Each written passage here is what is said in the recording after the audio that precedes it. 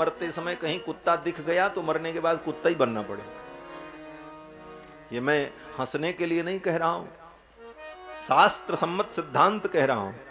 आप समझना, गीता में भगवान श्री कृष्ण कहते हैं कि मरते समय जो प्राणी जिस व्यक्ति का, जिस जीव का स्मरण करता है, अगले जन्म में उसी योनि को प्राप्त कर लेता है। भगवान श्री कृष्ण कहते हैं, अर्जुन यम यम वापि स्मरन् भावम त्यजन्त्यन्ते कलेवरम तम तमेवैति कौन्तेय सदा तद्भाव भावितः।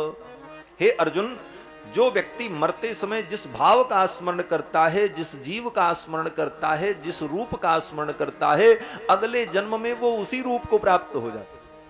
आप बहुत बड़े पुण्यात्मा हैं, लेकिन मरते समय अगर कुत्ते का स्मरण हो गया, आंख के सामने कुत्ता दिख गया और कुत्ते को देखते हुए प्राण निकला, तो मरने के बाद कुत्ता बनना पड़ेगा। दुनिया की कोई ताकत नहीं रोक सकती आपको। सब पुण्य धरा रह जाएगा और अगले जन्म में पशु बनना पड़ेगा।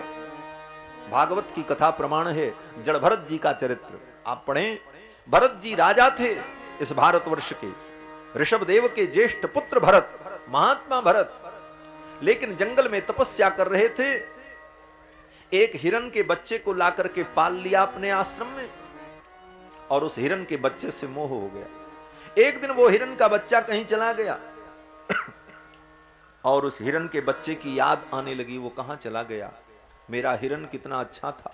बार बार उस हिरन की याद आई और उसी को याद करते करते प्राण निकल गया, मृत्यु आ गई।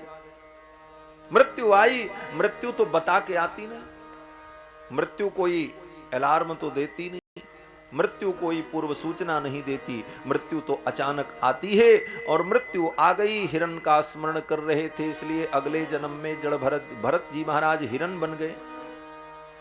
उसी प्रकार से अगर मरते समय सामने कुत्ता दिख गया और उसका स्मरण हो गया, तो मरने के बाद कुत्ता ही बनना पड़ेगा। इसलिए